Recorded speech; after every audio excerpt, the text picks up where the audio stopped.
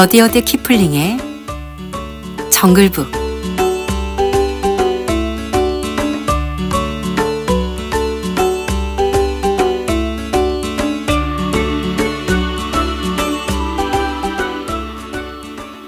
코끼리들의 투마이.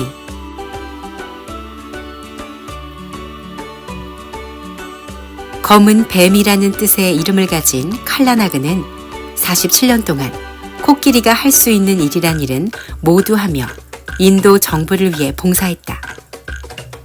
처음 붙잡혔을 때도 무려 20살이었으니 벌써 이른을 바라보는 나이가 된 것이다. 코끼리로서도 아주 늙은 나이였다. 칼라나그는 이마에 커다란 가죽들을 두르고 진흙 깊숙이 빠진 대포를 밀던 일도 기억했다. 1842년 아프간 전쟁이 일어나기 전이었는데 그때만 해도 칼라나그는 힘을 전부 다 발휘하지 못했다. 사랑스러운 라다라는 뜻의 이름을 가진 엄마 코끼리 라다 파이어리는 칼라나그와 함께 사람들에게 붙잡혔다. 칼라나그의 전니가 빠지기도 전에 엄마 코끼리는 두려움을 갖는 코끼리가 항상 다치기 마련이라고 말해주었다. 어느 날 칼라나그는 그 충고가 옳다는 것을 알게 되었다. 포탄이 터지는 것을 처음 보았을 때 비명을 지르며 잘못 뒷걸음질 치다 소총들을 걸어둔 보관대에 부딪히면서 몸에서 부드러운 부분이란 부분은 모조리 총검에 찔렸던 것이다. 그래서 칼라나그는 25살이 되기 전에 두려운 마음을 이미 버렸고 그 덕분에 인도 정부를 위해 일하는 코끼리들 가운데 가장 사랑받고 관심을 받는 코끼리가 되었다. 칼라나그는 인도 북부에서 행군할 때 500kg이 넘는 천막들을 날랐고 증기 기중기 끝에 매달려 배에 태워지고 며칠 동안 항해를 한 적도 있었다. 인도와 멀리 떨어진 낯선 바위 투성이 땅에서 등에 박격포를 쥐고 나른 적도 있었다. 막달라에서는 죽은 테오도르 황제를 목격하기도 했다.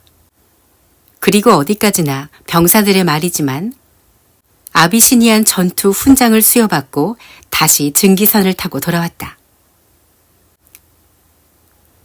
그로부터 10년 뒤에는 알리 머스지드라는 곳에서 동료 코끼리들이 추위와 간질병, 굶주림, 일사병으로 죽어가는 것을 지켜보았다. 그런 뒤에는 남쪽으로 수천 킬로미터 떨어진 몰멘까지 가서 목재 저장소에 커다란 티크 목재를 끌어다 쌓는 일을 했다. 그곳에서 자신에게 주어진 몫의 일을 게을리하며 말을 듣지 않는 젊은 코끼리들을 초주검이 되도록 혼내주었다. 그 뒤로 칼라나그는 목재를 끄는 일에 동원되기도 하고 따로 그 일을 하도록 훈련받은 수십 마리의 코끼리들과 함께 가로 구릉에서 야생 코끼리들을 잡는 일을 돕기도 했다. 코끼리들은 인도 정부로부터 매우 철저하게 관리되었다. 코끼리를 사냥하고 붙잡고 길들이고 코끼리들을 필요로 하는 전국 각지에 보내는 일만 하는 전담 부서가 따로 있을 정도였다. 칼라나그는 어깨까지의 높이가 좋게 3m는 되었고 옴니는 1.5m 길이에서 댕강 잘려나가 있었다. 그래서 끝부분이 갈라지는 걸 막기 위해 구리로 만든 테두리를 감아놓았다. 하지만 칼라나그는 그 뭉툭한 엄니로 훈련받지 않은 코끼리가 뾰족한 엄니로 할 수 있는 것보다 더 많은 일을 할 수 있었다. 칼라나그는 몇 주 동안 구릉에 흩어져 있던 코끼리들을 신중하게 몰았다. 그렇게 40~50마리의 야생 코끼리들을 마지막 방책 속으로 몰아넣게 되면 굵은 나무 줄기들을 단단히 동여매 만든 거대한 문이 내려와 그들 뒤로 덜컹 소리를 내며 닫혔다. 그러면 칼라나그는 명령에 따라 성내고 울부짖는 그 아수라장 속으로 들어가 무리 가운데 큰 엄니를 가진 가장 크고 사나운 녀석을 골라 세차게 때리며 잠잠하게 만들었다. 그 사이 다른 코끼리들 등에 올라탄 사람들이 좀 더 작은 야생 코끼리들을 밧줄로 묶었다. 지혜로운 검은 뱀 칼라나그는 싸움에 있어선 모르는 게 없었다. 한창 때에는 다친 호랑이의 공격에 맞서 싸운 적도 한두 번이 아니었다. 부드러운 코가 다치지 않도록 돌돌 말고는 달려드는 짐승을 향해 재빠르고 날카로운 머리 공격으로 허공에서 강한 일격을 가하는 것이었다. 이것은 칼라나그가 온전히 혼자서 생각해낸 싸움 기술이었다. 호랑이를 쓰러뜨렸다면 자신의 거대한 무릎으로 눌러 호랑이가 숨이 완전히 끊어질 때까지 기다렸다. 그러고 나면 바닥에는 칼라나그가 꼬리를 잡고 끌고 갈 푹신한 줄무늬 가죽만 남게 되는 것이다. 그래, 검은 뱀은 나 말고는 아무것도 두려워하지 않아. 큰 투마이는 그렇게 말했다. 그는 칼라나그가 붙잡히는 모습을 지켜보던 코끼리들의 투마이의 손자이자 칼라나그를 아비시니아로 데려갔던 검은 투마이의 아들로 지금은 그가 칼라나그를 몰았다. 우리 집안 3대가 자기를 먹이고 빗질해 주는 걸 보아왔지. 이제는 4대까지 이어지는 걸 보겠구나. 칼라나그는 나도 무서워해요. 작은 투마이가 몸에 누더기 한 장만 걸치고 고작 1미터가 조금 넘는 키로 꼿꼿이 서서 말했다. 이제 10살이 된 작은 투마이는 큰 투마이의 큰 아들이었다. 다 크면 관습에 따라 아버지를 대신해 칼라나그를 타게 되고 묵직한 쇠막대기인 안쿠스를 들게 될 것이다. 아버지와 할아버지와 증조 할아버지가 써서 반들반들하게 다른 코끼리를 부를 때 쓰는 막대기였다. 작은 투마이가 괜한 말을 하는 게 아니었다. 작은 투마이는 칼라나그의 그늘에서 태어났고 걷기도 전에 칼라나그의 코를 가지고 놀았고 걸음발을 떼자마자 데리고 다니며 물을 먹였던 것이다. 칼라나그 역시 작은 투마이가 작고 날카로운 목소리로 명령하는 것을 거스를 생각은 꿈에도 하지 않았다. 큰 투마이가 작은 갈색 아가를 칼라나그의 엄니 아래에 데려다 놓으면 앞으로 주인이 될 아기에게 인사하라고 명령했던 날에도 죽일 생각은 꿈에도 하지 않았던 것처럼 말이다. 그래, 칼라나그는 나를 무서워해. 작은 투마이는 그렇게 말하며 칼라나그에게 성큼성큼 다가갔다. 칼라나그를 늙고 뚱뚱한 돼지라고 부르며 한 발씩 차례로 들어보라고 명령했다. 와, 너는 정말 덩치가 크구나. 그러고는 솜털이 보송보송한 머리를 흔들며 아버지가 한 말을 따라했다. 돈은 정부에서 내는지 모르겠지만 코끼리들은 코끼리를 부리는 우리들 거야.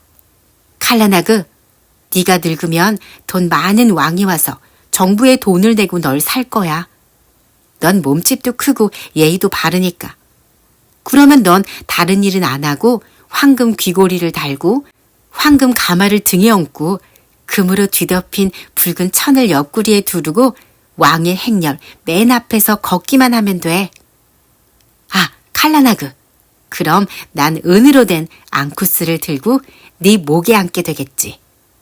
황금 막대기를 든 사람들이 우리 앞으로 달려가며 소리칠 거야. 왕의 코끼리가 나간다. 길을 비켜라. 하고 말이야. 그럼 정말 좋겠지, 칼라나그. 하지만 정글에서 이렇게 사냥하는 것만큼 좋지는 않아. 큰 투마이가 말했다. 넌 물소 새끼처럼 제멋대로구나. 이렇게 구릉을 오르락 내리락 하는 게 정부 일 가운데 최고는 아니야. 나도 점점 나이가 드는 데다 야생 코끼리 잡는 일도 좋아하지 않으니까. 이렇게 돌아다니면서 야영을 하는 대신 한 켠에 코끼리 한 마리씩 넣을 수 있는 벽돌로 만든 우리가 필요하단 말이야. 코끼리를 안전하게 메어둘 수 있는 커다란 말뚝이 있어야 하고 운동을 시킬 수 있는 평평하고 넓은 길이 필요해. 아, 캄푸르 막사가 괜찮았는데 근처에 시장도 있었고 하루에 3시간만 일하면 됐으니까 말이야. 작은 투마이는 칸푸르의 코끼리 우리를 떠올리고는 아무 말도 하지 않았다. 작은 투마이는 야영 생활이 훨씬 더 좋았던 것이다.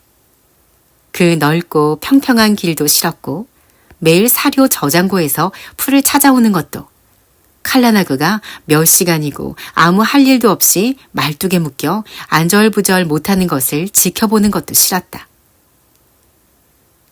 작은 투마이가 좋아하는 것은 코끼리만 갈 수 있는 좁은 길로 올라가거나 골짜기 아래로 내려가는 것, 몇 킬로미터 떨어진 곳에서 풀을 뜯는 야생 코끼리들의 모습을 언뜻 보게 되는 것, 돼지와 공작새들이 칼라나그의 발에 밟힐까 겁을 먹고 우르르 도망가는 모습을 보는 것이었다.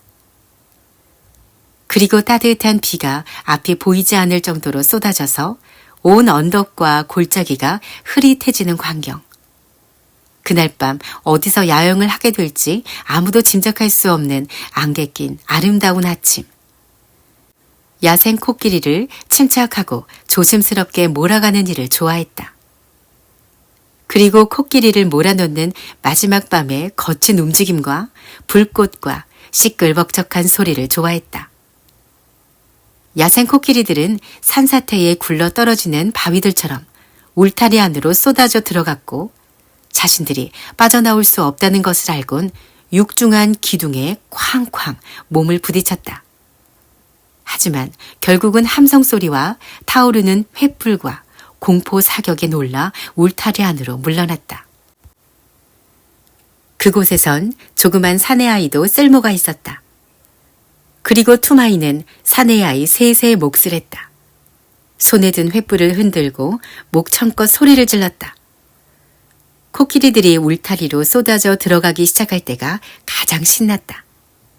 케다, 즉 울타리 모습은 세상의 종말을 보는 듯 했고 사람들은 자신의 말소리도 들리지 않아서 서로 신호를 주고받아야 했다. 그러면 작은 투마이는 흔들리는 울타리 기둥 하나에 기어 올라갔는데 햇볕에 발한 갈색 머리를 어깨까지 풀어헤치고 있었다. 횃불의 불빛에 비친 그 모습은 마치 도깨비 같았다. 잠시 조용해지는 순간 울부짖는 소리, 우당탕 달리는 소리, 밧줄을 휙 던지는 소리, 밧줄에 묶인 코끼리들의 신음소리 너머로 작은 투마이가 카랑카랑한 목소리로 칼라나그를 격려하는 외침소리가 들려왔다. 마일마일 칼라나그, 계속해 계속해 검은 배마, 단트도, 엄니로 찔러, 소말로 소말로, 조심해 조심해, 마로 마르, 때려 때려, 기둥 조심해, 아래 아래, 하이하이, 카. 그리고 칼라나그와 야생 코끼리는 케다 안에서 밀고 밀리는 큰 전투를 벌였다. 노련한 코끼리 사냥꾼들은 잠시 눈 위로 흘러내리는 땀을 훔치며 기둥 위에서 기쁨에 몸을 들썩거리는 작은 투마이에게 고개를 끄덕여 주었다. 작은 투마이가 몸을 들썩거리기만 한 건 아니다. 어느 날 밤엔 울타리 기둥에서 내려와 코끼리들 사이로 슬그머니 들어갔다. 그리고 발길질하는 어린 코끼리의 다리를 단단히 묶으려고 하는 몰이꾼에게 땅에 떨어진 밧줄을 던져주었다. 원래 다 자란 동물보다 어린 새끼들이 더 애를 먹이기 마련이다. 칼라나그가 그런 작은 투마이를 보고 코로 들어 올려서 큰 투마이에게 건네주었다. 큰 투마이는 바로 그 자리에서 아들을 철썩 때리곤 기둥 위에 다시 올려놓았다. 다음 날 아침 큰 투마이가 아들을 혼내며 말했다. 코끼리 우리나 돌보고 작은 텐트나 나르면 되는데 그걸로 모자라서 벌써 네 힘으로 코끼리를 잡으러 나서겠다는 게냐? 이 한심한 녀석아. 나보다 돈도 적게 받는 저 멍청한 사냥꾼들이 피터슨 나리에게 이 일을 얘기했을 거야. 작은 투마이는 더럭 겁이 났다. 백인에 대해 잘은 몰랐지만 작은 투마이에게 피터슨 나리는 세상에서 가장 위대한 백인이었다. 피터슨 나리는 모든 캐다 운영을 책임지는 책임자였다. 즉 인도 정부에서 필요한 코끼리는 모두 그가 잡았고 이 세상 그 누구보다 코끼리의 습성에 관해 잘 알았다. 작은 투마이가 물었다. 그럼 어떻게 되는 거예요? 어떻게 되느냐고? 최악의 상황이 벌어질 수도 있지. 피터슨 나리는 미친 사람이야. 미치지 않았다면 왜 이 사나운 악마들을 사냥하러 다니겠어? 내게 코끼리 사냥꾼이 되라고 할지도 몰라. 열병이 만연하는 이 정글 아무 데서나 잠을 자고 결국에는 캐다에서 밟혀 죽겠지. 이런 말도 안 되는 일이 아무 탈 없이 끝나서 다행이야. 다음 주면 코끼리 잡는 일도 끝나니 평지 사람인 우리는 다시 우리 자리로 돌아가는 거지. 그러면 우리는 판판한 길로 당당히 걸어다니며 여기서의 사냥을 모두 잇는 거야. 하지만 아들아, 네가 이 더러운 아쌈 정글 사람들의 일에 끼어들다니 난 그게 너무 화가 나는구나. 칼라나그는 나 말곤 누구 말도 따르지 않으니 내가 할 수 없이 칼라나그와 함께 캐다로 들어가야 하는 거야. 하지만 칼라나그도 싸움 코끼리일 뿐이고 코끼리들을 묶는 일은 돕지 않아. 그래서 난 코끼리 부리는 사람에 걸맞게 편안히 앉아만 있는 거야. 하찮은 사냥꾼이 아니라 코끼리를 부리는 사람이란 말이다. 그리고 일을 그만두게 되면 연금도 받게 되지. 두마이 가문 사람이 게다의 흙 속에서 코끼리 발에 밟히다니 말이 돼? 나쁜 놈, 못된 놈, 이 한심한 녀석아. 가서 칼라나그나 씻겨주거라. 귀도 살펴주고 발에 가시가 박히지 않았는지도 보고. 그러지 않으면 피터슨 나리가 널 잡아다 야생의 사냥꾼으로 만들어버릴 거다. 코끼리 발자국이나 정글에 사는 곰이나 따라다니는 놈 말이다. 흥, 부끄러운 줄 알아야지. 썩 꺼져. 작은 투마이는 한마디 대꾸도 못하고 물러나 칼라나그의 발을 살펴보면서 칼라나그에게 자기가 가진 불만을 모두 털어놓았다. 작은 투마이가 커다란 칼라나그의 오른쪽 귀 가장자리를 뒤집어보며 말했다. 아무 이상 없어. 사람들이 내 이름을 피터슨 나리에게 말했고 어쩌면 누가 알아? 와, 내가 정말 큰 가시를 뽑았어. 그 뒤로 며칠 동안은 코끼리들을 모으고 길들인 코끼리 2마리 사이에 새로 잡은 야생 코끼리들을 세워서 걸어다니는 연습을 시키는 일이 이어졌다. 들판으로 행군해서 내려갈 때 새로 잡은 코끼리들이 큰 말썽을 부리지 않게 하려는 것이었다. 그리고 낡아서 못쓰게 되었거나 숲에서 잃어버린 담요나 밧줄, 그 밖의 물건들을 조사했다. 피터슨 나리가 자신의 똑똑한 암코끼리 푸드 미니를 타고 나타났다. 사냥철이 막바지에 다다랐기 때문에 구릉 여기저기에 흩어져 있는 야영지를 돌며 돈을 지불하고 있었던 것이다. 원주민 사무원이 나무 아래 놓인 탁자에 앉아 몰입꾼들에게 임금을 주었다. 돈을 받은 사람들은 자신의 코끼리가 있는 곳으로 돌아가 출발을 기다리는 줄에 합류했다. 매년 정글에 머물면서 코끼리 사냥꾼들과 캐다에서 고정적으로 일하는 일꾼들은 피터슨 나리 소유의 코끼리 등에 앉아 있거나 팔에 총을 낀 채 나무에 기대어 서 있었다. 그리고 떠나는 몰입꾼들을 놀리고 새로 잡은 코끼리들이 행렬을 벗어나 도망칠 때마다 웃음을 터뜨렸다. 큰 투마이가 작은 투마이를 데리고 사무원 앞으로 다가갔다. 그러자 추적군 우두머리, 마초와 아파가 나직한 목소리로 친구에게 말했다. 저기 코끼리 사냥꾼이 될 자질을 가진 녀석이 가는구나. 정글에 있어야 할 녀석이 평지에서 크다니 안타깝군. 피터슨 나리는 아주 귀가 밝았다. 세상 모든 생명체 가운데 가장 조용한 야생 코끼리의 소리를 듣는 사람으로서 당연한 일이었다. 줄곧 몸을 기대고 있던 푸드미니의 등에서 고개를 돌리며 말했다. 무슨 말이냐? 평지에 사는 몰이꾼들은 전부 죽은 코끼리를 묶을 만한 재주도 없는 걸로 아는데. 어른이 아니라 사내 아이입니다. 마지막 몰이 때 게다 속으로 들어가 바르마오에게 밧줄을 던져주었습니다. 다들 어깨에 반점이 있는 어린 코끼리를 어미에게서 떼어놓으려고 한참 진땀을 빼고 있었죠. 마초와 아파가 작은 투마이를 가리켰다. 피터슨 나리가 바라보자 작은 투마이는 머리가 땅에 닿도록 절을 했다. 피터슨 나리가 말했다. 저 아이가 밧줄을 던졌다고? 코끼리를 메어두는 말뚝보다 작구나. 얘야, 네 이름이 뭐냐? 작은 투마이는 겁에 질려 아무 말도 못했다. 하지만 뒤에선 칼라나그에게 손짓을 하자 코끼리는 작은 투마이를 코로 잡고 푸드민이 이마 높이까지 들어올려 위대한 피터슨 나리 앞에 대령시켰다. 작은 투마이는 두 손으로 얼굴을 가렸다.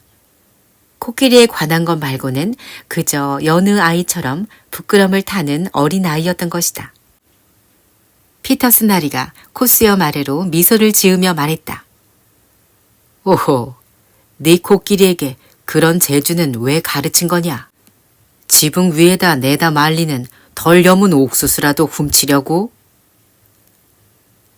딸이 옥수수가 아니라 멜론입니다. 작은 투마이의 말에 주위에 앉아있던 사람들이 모두 웃음을 터뜨렸다. 대부분 어렸을 때 자기 코끼리에게 그런 재주를 가르친 경험들이 있었던 것이다. 작은 투마이는 바닥에서 2미터가 넘는 높이에 있었지만 그만큼 땅속으로 꺼지고 싶은 심정이었다. 큰 투마이가 못마땅한 얼굴로 말했다. 나리, 제 아들 투마이입니다. 아주 못된 녀석이라 언젠가 감옥에 갇히고 말 겁니다, 나리. 내 생각엔 좀 다른데. 저 나이에 코끼리가 가득 찬 게다를 두려워하지 않는다면 감옥에 가지는 않을 거야. 얘야, 여기 사 하나를 줄 테니 가서 사탕이나 사 먹으렴. 그 더벅머리 속에 있는 뇌가 쓸만한 것 같아 주는 거야. 조만간 너도 사냥꾼이 될 거다. 큰 투마이는 더욱 못마땅한 얼굴이 되었다. 피터슨 나리가 말을 이었다. 하지만 케다는 아이들이 놀만한 곳이 아니라는 사실을 기억해라. 작은 투마이가 깜짝 놀라서 물었다.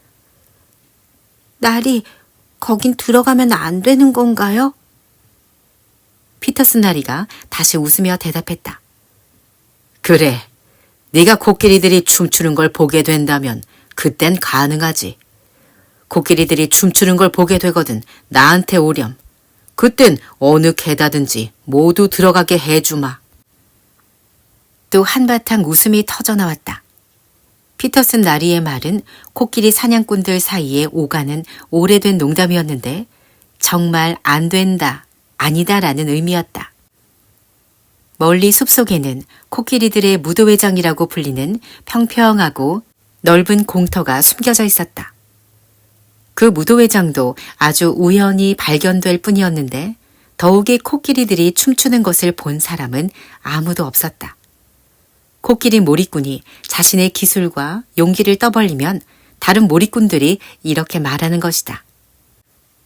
그래서 코끼리가 춤추는 건 언제 본 거야? 칼라나그가 작은 투마이를 바닥에 내려놓자 작은 투마이가 다시 머리를 조아렸다. 그리고 아버지와 함께 자리로 돌아가 어린 동생에게 젖을 먹이는 엄마에게 자신이 받은 4아나짜리 은화를 주었다. 그리고 가족 모두가 칼라나그의 등에 올라탔다. 툴툴거리고 깨깨거리는 긴 코끼리 행렬이 언덕길을 따라 평지로 내려갔다. 새로운 코끼리들 때문에 행진은 매우 활기가 넘쳤다. 새 코끼리들은 여우를 건널 때마다 애를 먹였고 몇 분마다 한 번씩 달래거나 때려야 했다.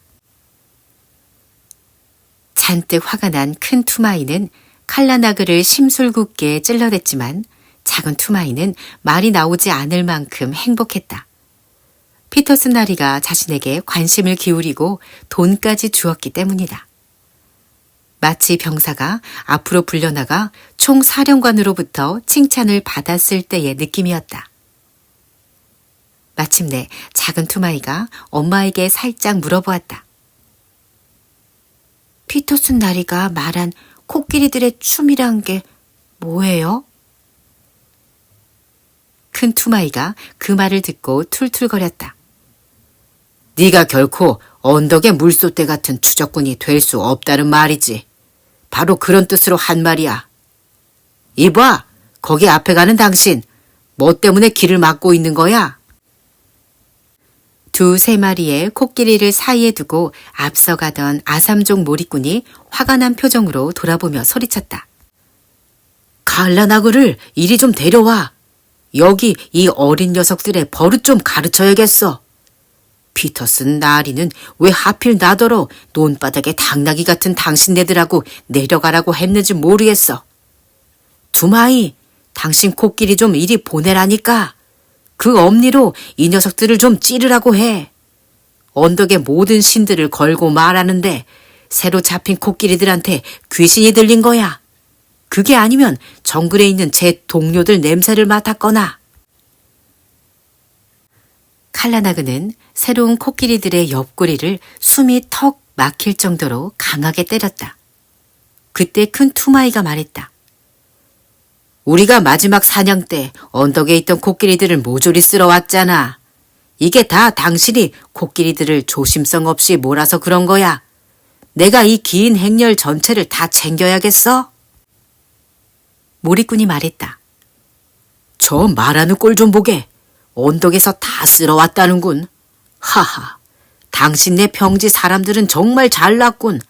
한 번도 정글을 본 적 없는 멍청이들 말곤 다 알 거야.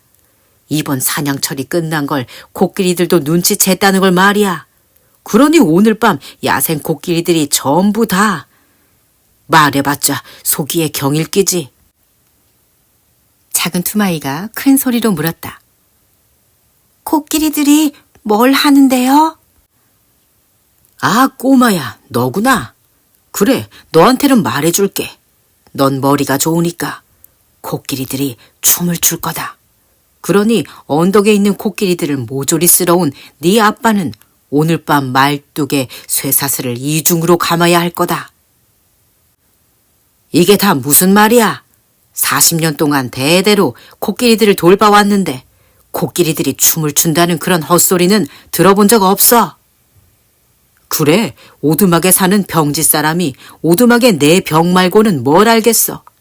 그럼 오늘 밤 당신 코끼리들을 풀어놓고 무슨 일이 일어났는지 지켜보던가. 녀석들이 춤을 추는 걸 본 게 어딘가 하면. 오, 맙소사. 다인강은 왜 이렇게 구불구불한 거야? 여기 여울이 또 있군. 어린 코끼리들은 헤엄이라도 치게 해야겠어. 저기 뒤에 있는 너, 가만히 있어. 행렬은 이렇게 떠들고 다투며 첨벙거리며 강을 건너서 새로운 코끼리들을 맞아들이는 캠프 같은 곳으로 향했다. 하지만 코끼리들은 캠프에 도착하기 훨씬 전부터 잔뜩 흥분해 있었다. 캠프에 도착한 뒤 코끼리들의 뒷다리에 사슬을 묶어서 커다란 말뚝에 메었고 여기에 새로운 코끼리들에겐 밧줄까지 묶었다. 그리고 코끼리들 앞에 풀을 쌓아주었다.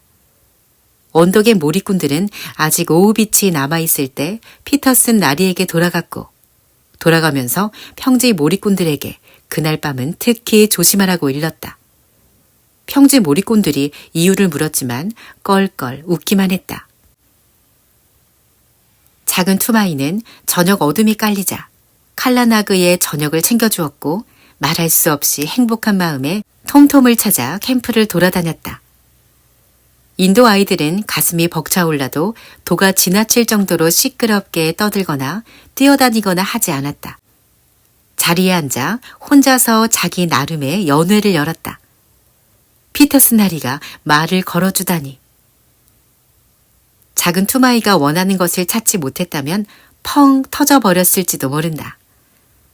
하지만 캠프의 사탕 장수가 손바닥으로 치는 작은 북 톰톰을 빌려주었다. 별들이 하나둘 뜨기 시작하자 칼라나그 앞에 책상 다리를 하고 앉아 톰톰을 무릎 위에 올려놓고 치고 또 쳤다.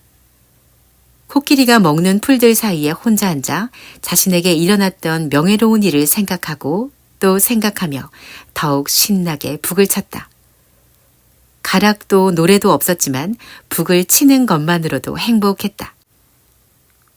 새로운 코끼리들은 밧줄을 잡아 당기며 이따금씩 꽥 소리를 지르거나 나팔 소리 같은 울음소리를 냈다.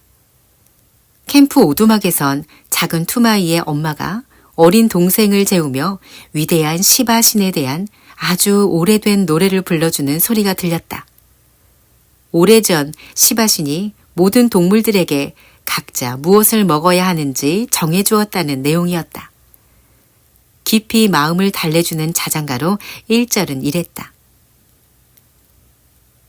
수확을 주시고 바람이 불게 하시는 시바신이여. 오래전 어느 날의 문턱에 앉아 옥저에 앉은 왕부터 성문 앞에 앉은 거지까지 자기 몫의 음식과 노역과 운명을 나누어 주셨네. 모든 걸 만드시는 시바, 우리의 보호자여. 마하데오, 마하데오. 그분이 모든 걸 만드셨네. 낙타에게는 가시나무를, 소에게는 여물을, 잠결의 아기에겐 엄마의 가슴을. 아, 내 어린 아들아. 작은 투마이는 한 소절이 끝날 때마다 흥겹게 탕탕탕 북을 쳐댔다. 그러다 졸음이 밀려오자 칼라나그 옆에 놓인 풀더미 위에 몸을 뉘었다. 마침내 코끼리들도 여느 때처럼 하나둘씩 눕기 시작했다. 줄의 오른쪽에 서 있던 칼라나그만이 그대로 서 있었다. 칼라나그는 몸을 좌우로 천천히 흔들며 언덕에서 아주 천천히 불어오는 밤바람 소리를 들으려고 귀를 바짝 당겼다. 대기는 모든 밤의 소리들로 가득했다. 대나무 줄기들이 탁탁 부딪히는 소리, 덤불 속에서 살아있는 뭔가가 바스락거리는 소리, 반쯤 잠을 깬 새들이 뭔가를 긁으며 꽥꽥 우는 소리, 아주 멀리서 들려오는 물 떨어지는 소리, 그 소리들이 모두 합쳐져 하나의 거대한 침묵을 만들었다. 한동안 잠들어 있던 작은 투마이가 잠에서 깼을 때 달빛이 눈부시게 빛나고 있었다.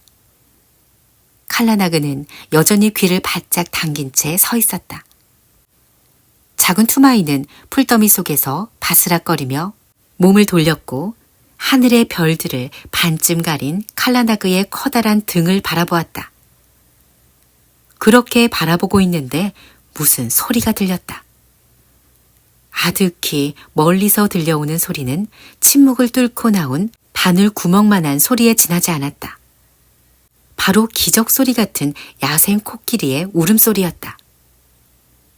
그러자 줄지어 누워있던 코끼리들이 전부 총에 맞기라도 한 것처럼 벌떡 일어났다. 결국 요란한 코끼리 소리에 자고 있던 몰입꾼들도 일어나 밖으로 나왔다. 그리고 코끼리들이 전부 조용해질 때까지 커다란 나무 망치로 말뚝을 더 깊이 박고 밧줄도 단단히 죄고 묶었다. 새로운 코끼리 한 마리가 말뚝이 거의 뽑힐 정도로 날뛰자 큰 투마이는 칼라나그의 다리에 묶었던 사슬을 벗겨서 그 코끼리의 앞발과 뒷발을 묶었다. 대신 칼라나그의 다리엔 가는 새끼줄 같은 고리를 살짝 끼워 넣고 단단히 묶여 있다는 사실을 잊지 말라고 말했다. 투마이 자신도 익히 알고 있듯이 자신과 자신의 아버지, 할아버지도 벌써 수백 번씩이나 똑같은 방법을 써왔던 것이다. 그러나 칼라나그는 평소처럼 소리를 내어 명령에 답하지 않았다. 가만히 서서 고개는 살짝 들고 귀를 부채처럼 펼친 채 달빛 너머 겹겹이 골짜기를 이룬 가로 구릉을 바라보았다. 녀석이 밤에 날뛰지 않는지 지켜봐. 큰 투마이는 작은 투마이에게 그렇게 이르고 다시 오두막에 들어가 잠을 청했다. 작은 투마이도 막 잠이 들렸는데 야자 껍질로 만든 줄이 작게 툭 하며 끊어지는 소리가 들렸다. 그리고 칼라나그는 골짜기 입구에서 구름이 빠져나오듯 천천히 소리 없이 말뚝에서 벗어났다. 작은 투마이는 달빛이 비치는 길을 따라 맨발로 칼라나그를 쫓아 달려가면서 낮은 목소리로 칼라나그를 불렀다. 칼라나그, 칼라나그, 나도 데려가, 칼라나그. 칼라나그는 소리 없이 돌아서서 달빛 속에 서 있는 소년을 향해 성큼성큼 세 걸음을 되돌아왔다. 코를 내려 아이를 목덜미에 휙 감아 올리곤 작은 투마이가 제대로 앉기도 전에 숲으로 미끄러지듯 들어갔다. 성난 코끼리의 울음소리가 코끼리들이 있는 캠프로부터 크게 한번 들리더니 침묵이 모든 것을 덮었다. 칼라나그도 다시 움직이기 시작했다. 때때로 파도가 뱃전을 휩쓸고 지나가듯 높이 자란 풀포기가 칼라나그의 옆구리를 스쳤고 야생 후추 덩굴이 등을 긁기도 했으며 대나무가 칼라나그의 어깨에 닿으면서 뿌드득 소리를 내기도 했다. 하지만 그런 와중에도 칼라나그는 전혀 소리를 내지 않고 마치 무성한 가로숲이 연기라도 되는 것처럼 유유히 지나갔다. 칼라나그는 오르막길로 가고 있었다. 하지만 작은 투마이가 나무들 사이로 보이는 별들을 올려다보았지만 어느 쪽으로 가는지 알 수 없었다. 마침내 칼라나그가 오르막길 끝에 도착했고 잠시 걸음을 멈추었다. 작은 투마이의 눈에 몇 킬로미터에 걸쳐 빽빽히 들어선 나무의 꼭대기가 달빛을 받아 얼룩덜룩한 부드러운 털처럼 보였다. 아래 계곡에서는 강물 위로 푸른 빛이 도는 하얀 안개가 피어올랐다.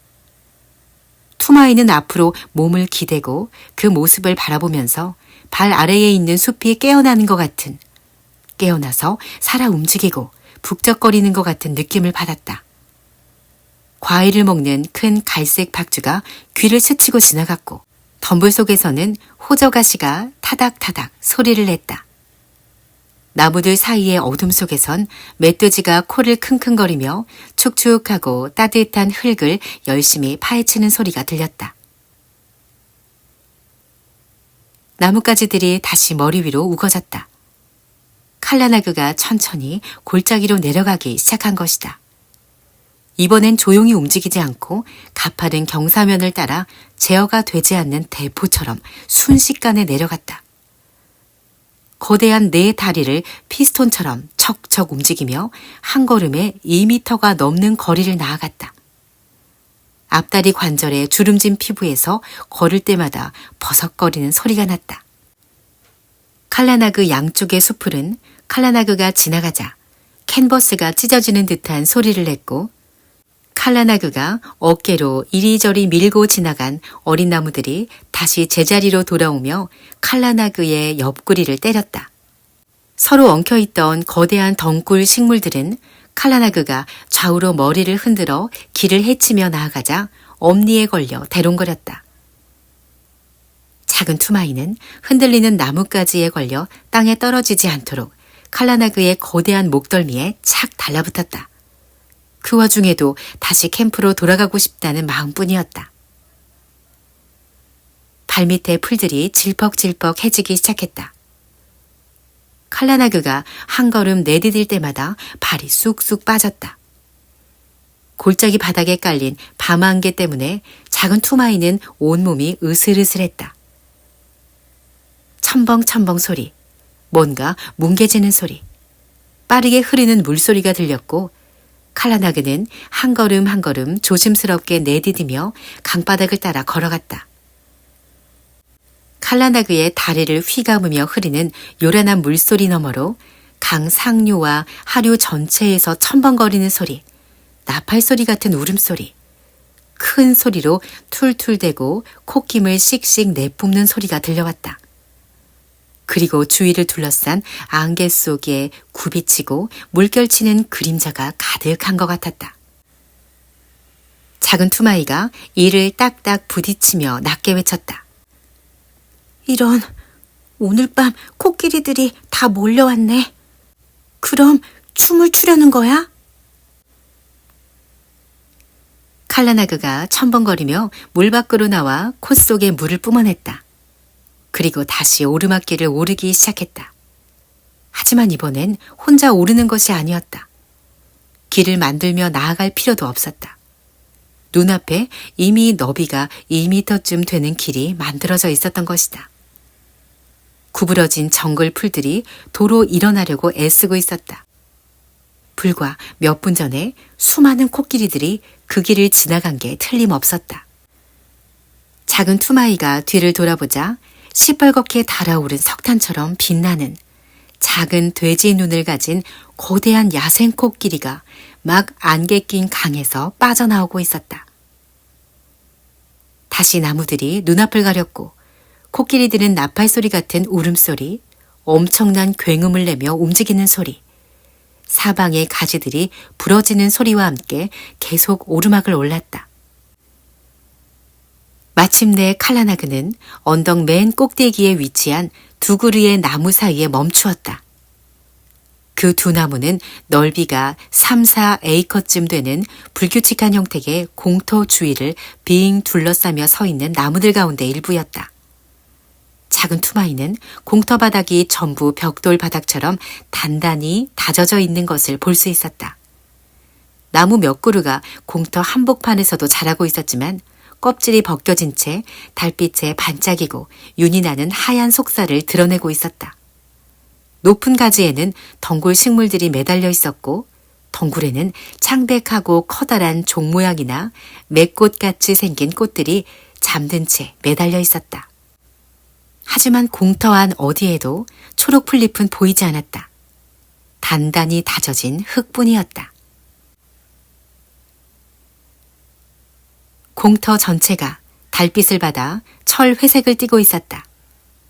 코끼리 몇 마리가 서 있는 곳에만 새까만 그림자가 드리워져 있었다. 작은 투마이는 눈이 휘둥그레져서 숨을 멈추고 지켜보았다. 나무들 사이를 지나 점점 더 많은 코끼리들이 공터로 몰려 들어오는 것이 보였다. 작은 투마이는 10가지밖에 셀 줄 몰랐다. 그래서 손가락을 꼽아가며 열을 세고 또 세었지만 결국 다 세지 못하고 머리가 빙글빙글 돌기 시작했다. 공터 밖에서는 코끼리들이 언덕으로 올라오면서 수풀로 우르르 몰려 들어가는 소리가 들렸다.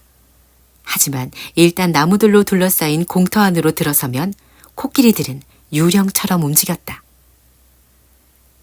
그곳에는 주름진 목과 귀에 낙엽과 열매와 장가지들을 잔뜩 묻히고 하얀 엄니를 가진 사나운 수코끼리들도 있었고 느릿느릿 움직이는 뚱뚱한 암컷들도 있었다. 키가 1미터 남짓밖에 되지 않는 분홍빛이 도는 검은 새끼 코끼리들이 엄마의 배 밑으로 쉴 새 없이 뛰어다녔다. 엄니가 막 자라기 시작한 젊은 코끼리들은 매우 우쭐해 있었다. 크고 비쩍 마른 늙은 암 코끼리들도 있었는데 거친 나무 껍질 같은 코에 움푹 팬 얼굴은 근심스러운 표정을 짓고 있었다.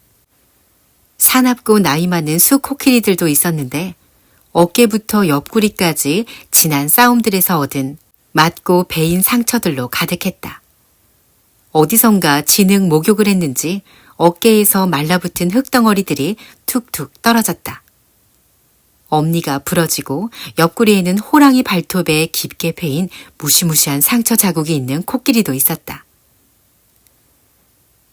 코끼리들은 서로 머리를 맞대고 서 있거나 둘씩 짝을 지어 이리저리 걸어다니거나 혼자서 몸을 흔들며 서 있기도 했다.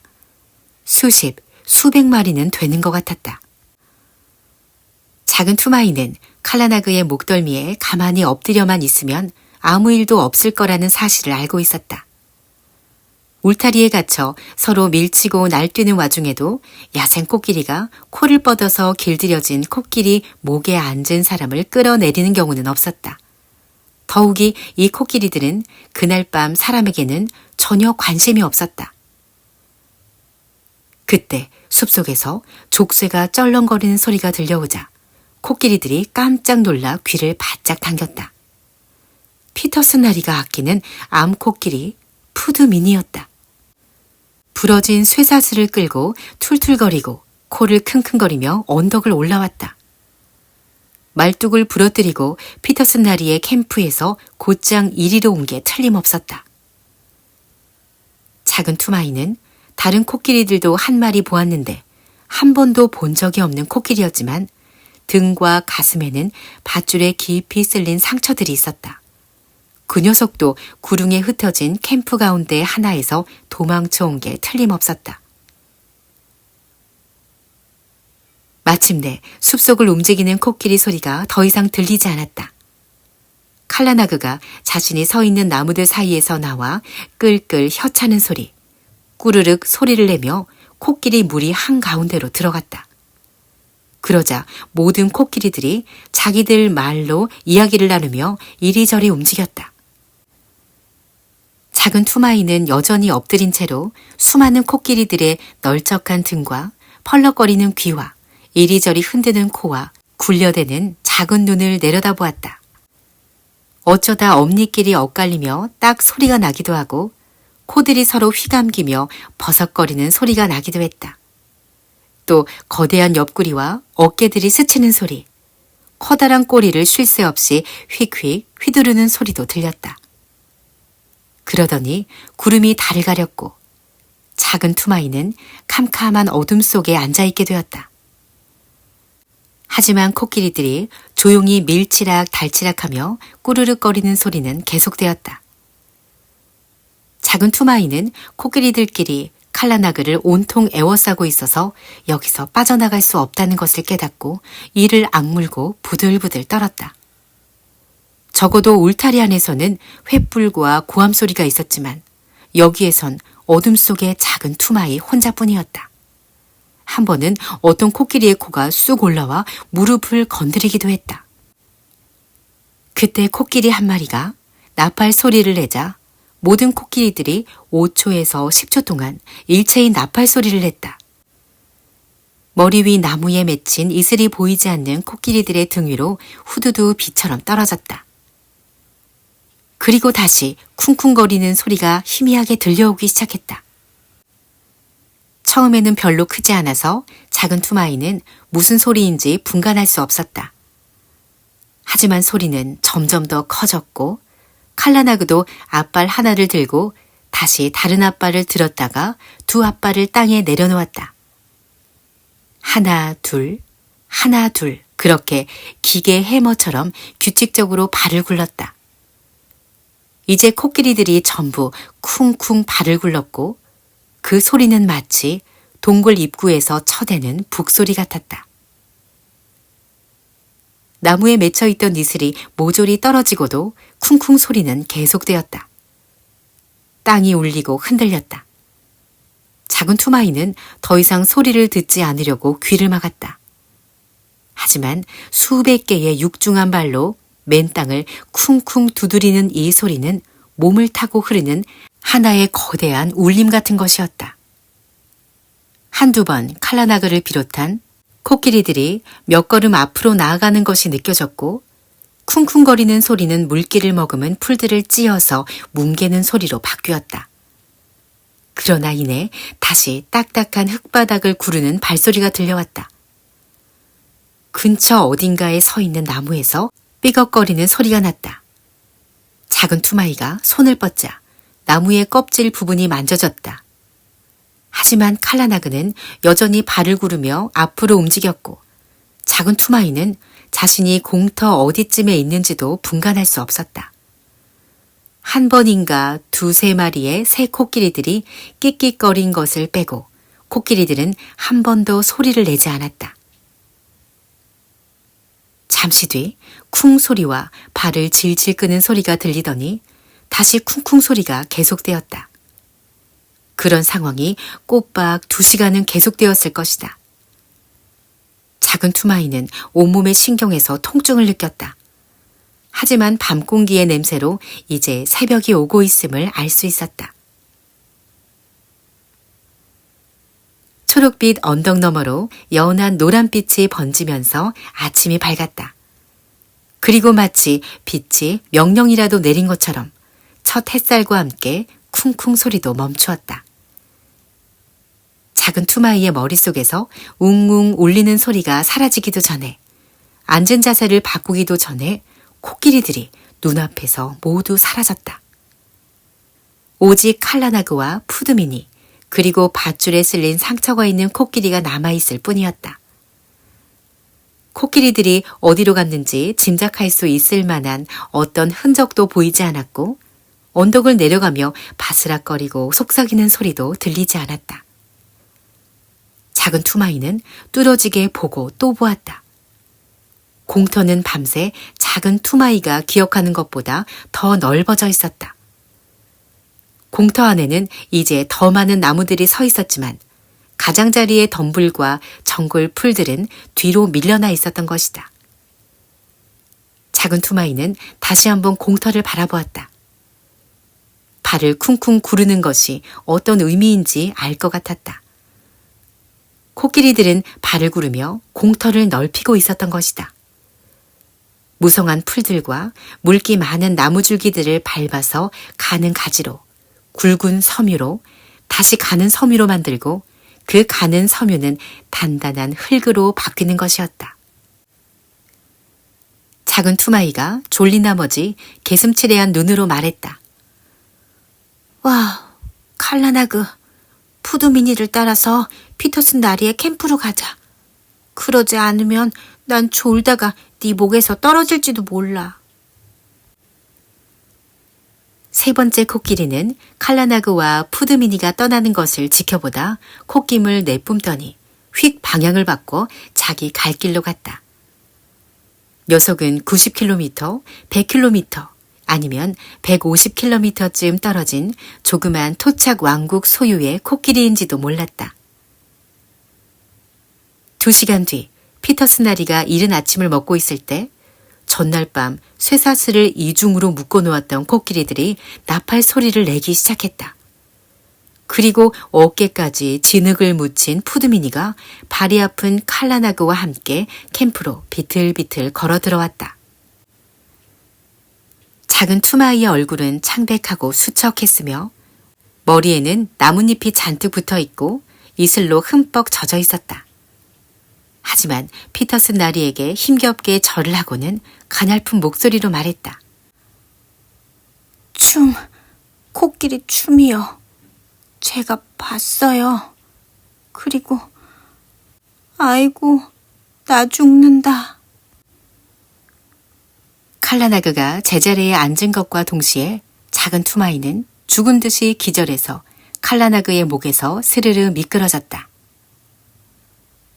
인도 원주민 아이들이 뻔뻔할 만큼 거리낌이 없다는 것은 굳이 말할 필요도 없었다. 작은 투마이는 2시간 동안 피터슨 나리의 사냥용 외투를 베고 나리의 해먹에 편안히 누워 있었다. 소량의 퀴니네에 따뜻한 우유 한 잔, 브랜디를 조금 먹은 상태였다.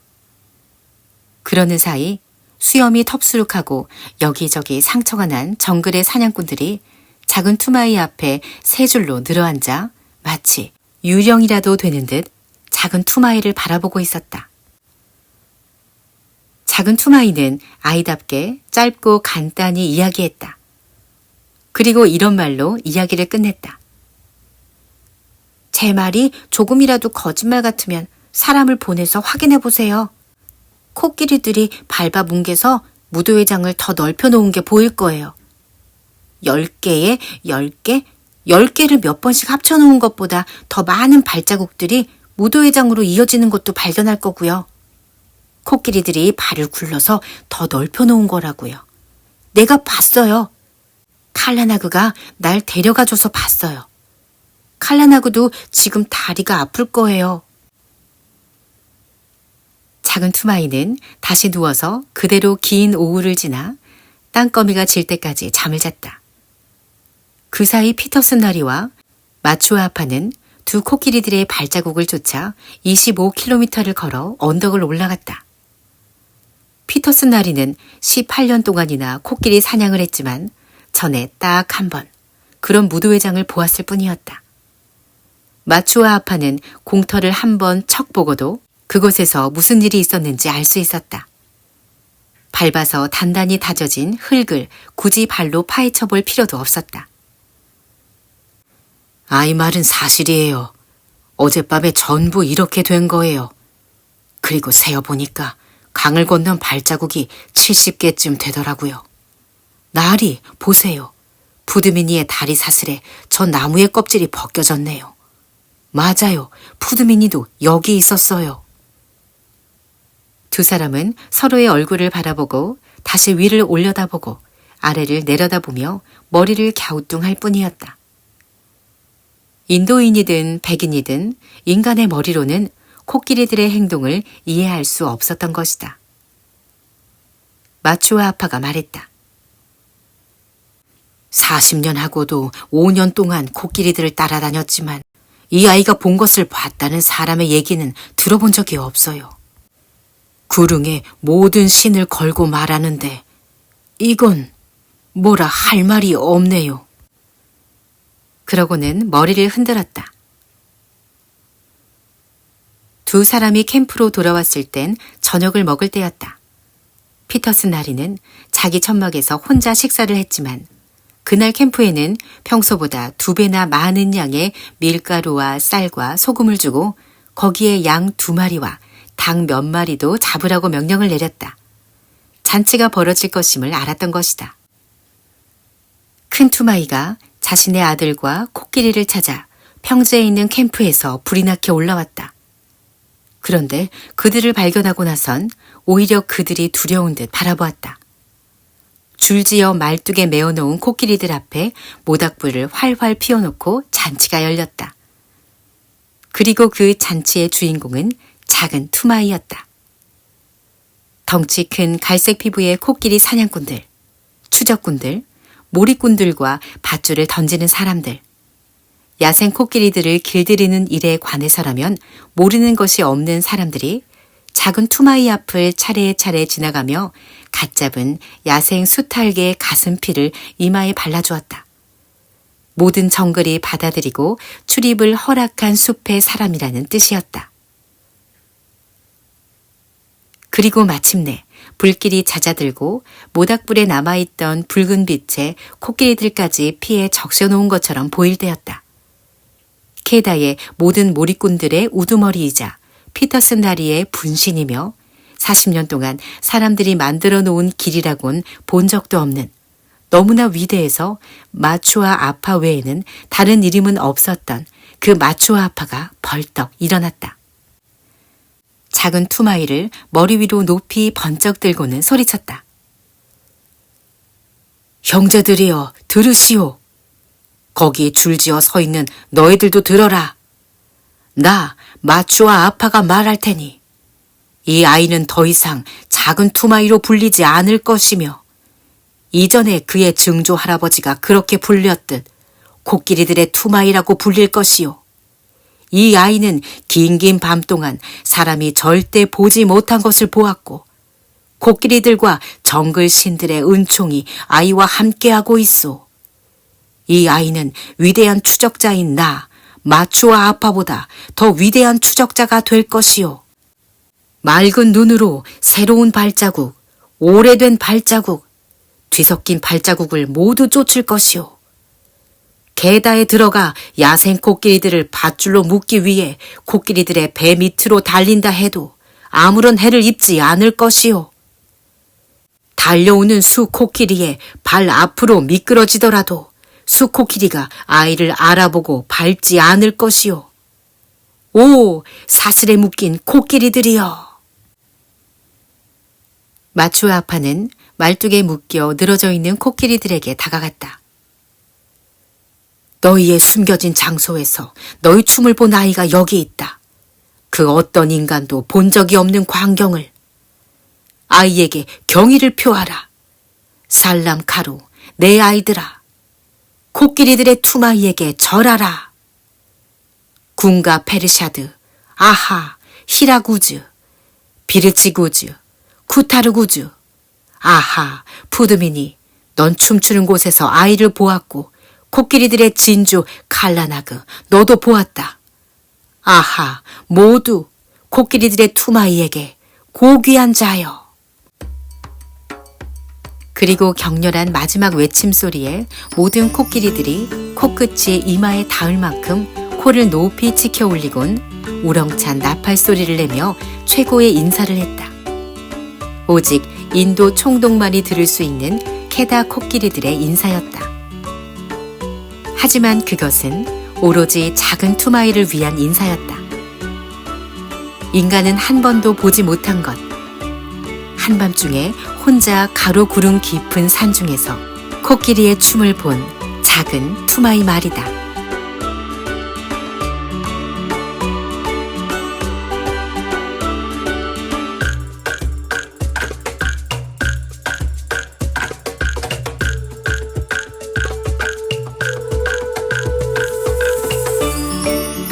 여왕폐하의 신하들.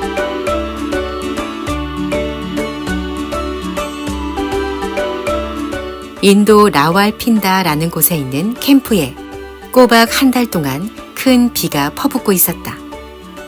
그곳에는 3만 명의 병사들, 수천 마리의 낙타, 코끼리, 말, 숫소, 노새가 인도 총독의 사효를 받기 위해 집결해 있었다. 인도 총독은 아프가니스탄의 아미르의 방문을 받고 있었다. 아미르는 매우 야만적인 나라의 야만적인 왕이었다. 그리고 자신의 호의대로 병사 800명과 말들을 거느리고 왔는데 이들은 이제껏 캠프며 기관차를 한 번도 본 적이 없었다. 그야말로 중앙아시아 촌구석에서 온 야만적인 사람들과 말들이었던 것이다. 매일 밤 이 말들은 어김없이 두 다리를 묶은 밧줄을 끊고 어둠 속에서 진흙을 튀기며 캠프 이곳저곳으로 우르르 몰려다녔다. 또 밧줄을 푼 낙타들이 뛰어다니다 텐트 밧줄에 걸려 넘어지기도 했다. 잠을 자려는 사람들에게 그 소동이 얼마나 괴로웠을지 상상이 갈 것이다. 내 텐트는 낙타들이 있는 곳에서 멀리 떨어져 있었기 때문에 안전할 거라고 생각했다. 하지만 어느 날 밤 한 남자가 불쑥 얼굴을 들이밀더니 소리쳤다. 여기서 나가요, 어서! 녀석들이 오고 있어요! 내 텐트는 벌써 사라졌소. 나도 그 녀석들이란 게 누군지 알고 있었다. 그래서 장화를 신고 비옷을 입은 뒤 진창으로 허둥지둥 달려나갔다. 내 폭스테리어 강아지 리틀 빅슨도 반대편으로 달려나갔다. 곧이어 울부짖고 끙끙대고 부글부글 거품이 있는 소리가 들려왔고 기둥이 부러지면서 텐트가 폭삭 주저앉더니 미친 유령처럼 이리저리 춤추는 모습이 보였다. 낙타 한 마리가 그 안에 잘못 들어갔던 것이다. 나는 흠뻑 젖은 데다 화도 났지만 그 모습을 보니 저절로 웃음이 나왔다. 그러고는 다시 뛰기 시작했다. 낙타들이 얼마나 많이 풀려났는지 알 수 없었기 때문이었다. 그리고 얼마 지나지 않아 나는 진흙탕을 헤치고 달려서 캠프가 보이지 않는 곳까지 다다랐다. 결국 나는 대포 끝에 걸려 넘어졌고 그래서 내가 있는 곳이 밤이면 대포를 세워놓는 포병대 근처 어딘가임을 알 수 있었다. 나는 더 이상 비가 내리는 어둠 속에서 빗물을 튀기며 돌아다니고 싶지 않았기 때문에 대포 포구 하나에 비옷을 씌우고 꽂을 때 두세 개를 찾아 인디언 오두막 같은 것을 만들었다. 그러고는 대포들 사이에 누워 빅슨이 어디로 갔을까 생각했다. 막 잠이 들려는 순간 짤랑거리는 마구 소리와 그르렁대는 소리가 들려왔고 노새 한 마리가 젖은 귀를 흔들며 내 옆을 지나갔다. 수크루 대포 부대 소속이었는데 안창 깔개에 달린 끈과 고리와 사슬 등이 요란하게 덜걱거리는 소리를 내는 것을 보아 알 수 있었던 것이다. 수크루 대포는 두 부분으로 이루어진 아주 작은 대포로 사용할 때는 두 부분을 나사로 고정시켰다. 이 대포는 노새가 갈 수 있는 곳이면 어디든 산 꼭대기까지도 가져갈 수 있었고 그래서 바위가 많은 나라에서 싸울 때 매우 유용했다. 노새 뒤로 낙타 한 마리가 크고 부드러운 발로 질벅거리는 진흙을 미끄러지듯 걸어오고 있었다. 목을 앞뒤로 흔드는 모양이 꼭 길 잃은 암탉 같았다. 다행히 나는 원주민들에게 동물들의 말, 물론 야생동물이 아니라 캠프에 있는 동물들의 말을 배운 덕분에 그 낙타가 하는 말을 알아들을 수 있었다. 그 녀석은 내 텐트에 뛰어든 낙타가 틀림없었다. 녀석이 노새에게 이렇게 소리치고 있었다. 어떻게 하죠? 어디로 가죠? 마구 흔들리는 하얀 녀석이랑 싸웠는데 그 녀석은 막대기를 들고 있다가 내 목을 쳤어요. 계속 도망가야 하는 거예요? 노새가 말했다. 그게 너였어? 너와 네 친구들이 캠프를 발칵 뒤집어 놓은 거야? 좋아. 어차피 넌 아침이 되면 이 일로 두들겨 맞겠지만 지금 나한테 몇 대 맞아두는 것도 좋을 거다. 마구가 짤랑거리는 소리가 들려왔다. 노새가 물러서서 낙타의 옆구리를 북소리가 나도록 2번 걷어찼던 것이다. 이제 다시는 밤에 도둑이야, 불이야 라고 소리치면서 노새 포대로 달려들어서는 안 된다는 걸 알았을 거다. 자리에 앉아. 그리고 그 바보 같은 목도 좀 가만히 두고. 낙타는 2자짜리 자처럼 몸을 접고 앉아 훌쩍거렸다.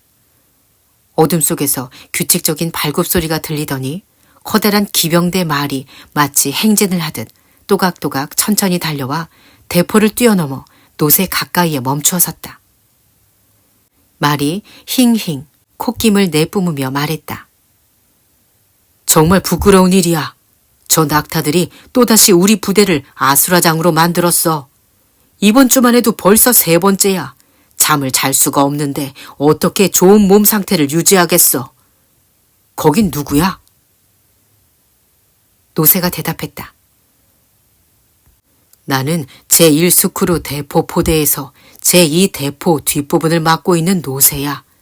그리고 여긴 네가 말한 그 녀석들 중 하나고. 녀석이 나도 깨웠지. 넌 누구냐? 이 기병 중대 15번 제9 창기병. 디컴프리의 말이다.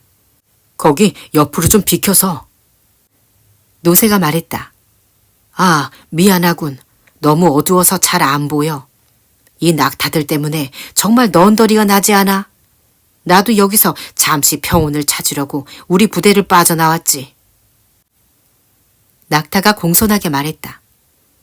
나리들, 저희는 밤에 나쁜 꿈을 꿔서 너무 무서웠어요. 전 제39 원주민 보병대에서 짐을 나르는 낙타일 뿐이라 나리들처럼 용감하지 못하답니다. 노새가 말했다.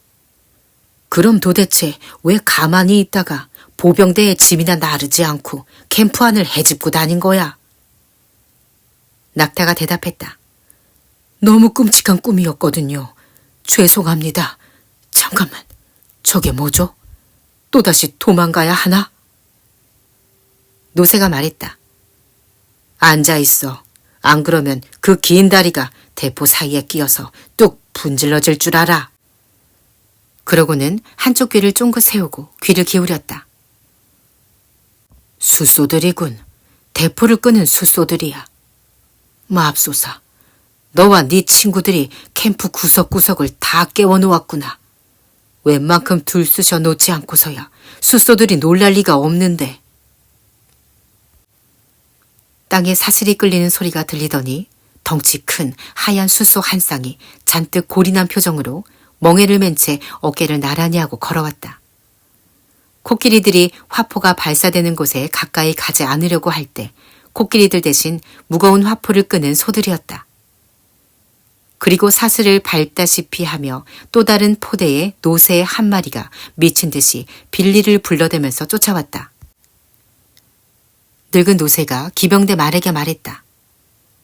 우리 신병 가운데 하나라오. 나를 부르고 있군. 여기야, 젊은 친구. 그만 좀 꾀꾀거려. 아직 어둠 때문에 다친 사람은 없으니까. 대포 끄는 숫소들은 나란히 자리에 앉아 되새김질을 했다. 하지만 젊은 노새는 빌리라는 노새에게 바짝 다가앉으며 말했다. 큰일 났어요. 무시무시하고 끔찍한 일이에요. 빌리, 우리가 자고 있는데 그놈들이 부대 안으로 들어왔어요. 놈들이 우리를 죽일까요? 늙은 노새 빌리가 말했다. 넌 나한테 호되게 좀 맞아야겠다. 키도 14변밖에 안 되는 훈련병인 주제에 이 신사 양반 앞에서 부대 망신을 시키다니. 기병대 말이 말했다. 살살 다루게. 누구든 처음 시작할 땐 다 그렇지 않은가? 내가 처음 사람을 봤을 땐 내가 3살 때 오스트레일리아에서였지. 사람을 보곤 한나절을 도망다녔어. 그때 마냥 낙타를 봤다면 아직까지도 뛰고 있을 거야. 영국 기병대의 말들은 거의 모두 오스트레일리아에서 인도로 데려와 기병들이 직접 훈련을 시켰다. 노새가 빌리에게 말했다. 맞는 말일세, 젊은 친구. 그만 좀 떨어. 사람들이 처음 내 등에 사슬이 잔뜩 달린 마구를 얹었을 때 뒷발을 차며 그 마구들을 다 털어내버렸지. 그땐 진짜 발차기 기술을 알지도 못했을 때지만 포대에서는 다들 그런 건 처음 본다고 하더군. 젊은 노새가 말했다. 하지만 마구나 짤랑거리는 그런 게 아니라고요. 전 이제 그런 건 아무렇지도 않아요, 빌리. 그건 나무 같은 거였는데 부대를 이리저리 뒹굴면서 거품을 물었어요. 제 목을 묶은 밧줄도 끊어지고 주인도 보이지 않고 빌리 당신도 보이지 않더라고요. 그래서 이 신사분들과 함께 도망쳤지요. 빌리가 말했다. 난 낙타들이 풀려났다는 얘기를 듣자마자 조용히 혼자 빠져나왔지. 수크루 대포 포대 노새가 대포를 끄는 숫소를 신사라고 부르다니 어지간히 놀란 모양이군. 거기 바닥에 앉아있는 댁들은 누구요? 대포 끄는 소들이 되새김질을 계속하며 한 목소리로 대답했다. 대포 부대에 제1대포를 맡고 있는 7번째 숫소들이요. 우리가 자고 있을 때 낙타들이 몰려왔지. 녀석들이 우리를 밟아대니 하는 수 없이 일어나서 나왔어. 좋은 잠자리라도 불안하게 자는 것보단 진흙탕에서 조용히 누워있는 게 100번 낫지. 우리도 여기 당신 친구한테 무서워할 것 없다고 말해줬는데 저 혼자 어찌나 아는 게 많고 잘났던지 도통 말을 듣지 않더군. 소들은 되새김질을 계속했다. 빌리가 말했다. 무서워하다니 꼴 좋다. 대포 끄는 숫소들한테 웃음거리나 되고 이제 만족하냐? 젊은 노새가 이빨을 딱 부딪히더니 늙고 둔한 숫소 따위는 하나도 무섭지 않다고 중얼거리는 소리가 들렸다. 하지만 숫소들은 서로 뿔을 부딪히며 되새김질을 계속할 뿐이었다. 기병대 말이 말했다. 자, 겁먹은 걸 가지고 그렇게 화내지 말게. 그건 가장 비겁한 짓이야. 밤에 뭔가 정체를 알 수 없는 것을 봤다면 누구든 두려움을 느낄 수 있는 거야. 우리도 하나둘씩 말뚝을 부수고 도망쳐서 450마리나 되는 말들이 전부 도망친 일도 있었으니까. 그것도 신참이 고향 오스트레일리아에서 본 채찍뱀 얘기를 하고 있었는데 우리 목에 감긴 밧줄 끝이 늘어진 걸 보고 까무러치게 놀라서였지. 빌리가 말했다. 캠프 안에서 지낼 때가 좋은 거야. 나는 하루나 이틀밖에 나가지 못할 때도 재미삼아서 우르르 달아나는 짓은 하지 않지. 그런데 자넨 실제로 하는 일이 뭔가? 기병대 말이 대답했다.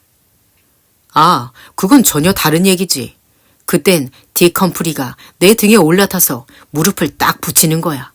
그럼 내가 할 일이라곤 잘 살펴서 발을 디디고 뒷다리를 차 올리지 않고 고삐를 당기는 대로 움직이는 거야.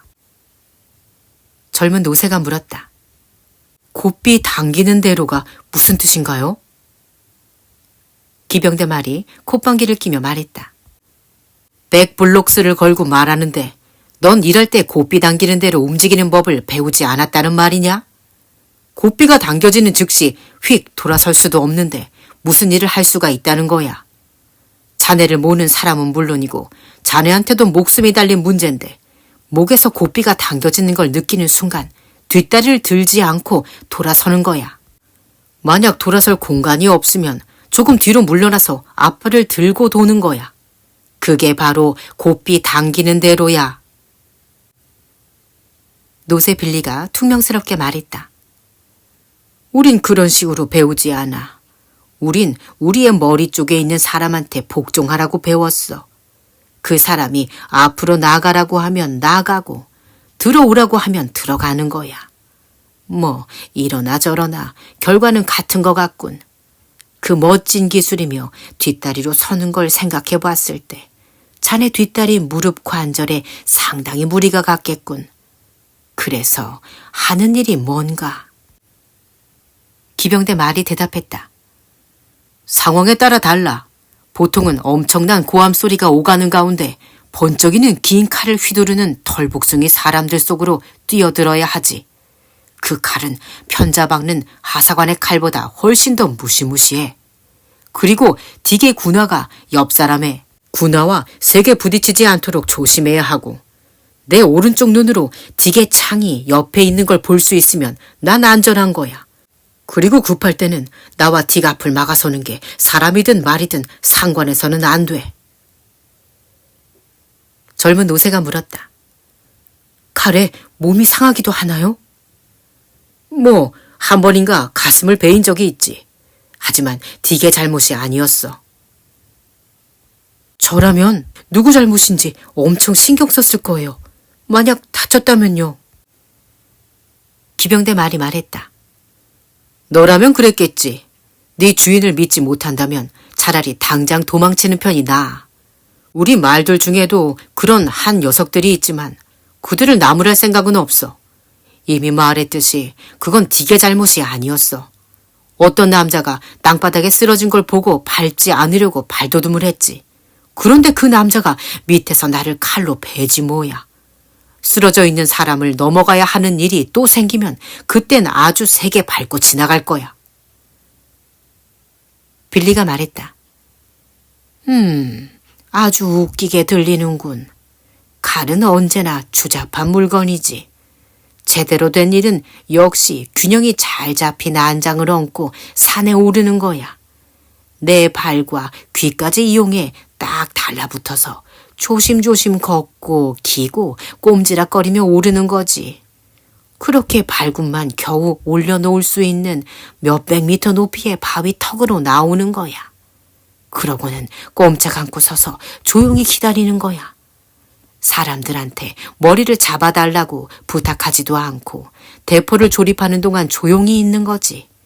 그러고 나면 저 아래 멀리 내다보이는 나무들 속으로 작은 황적색 포탄들이 떨어지는 걸 보게 되는 거지. 기병대 말이 물었다. 발을 헛디딘 적은 없나?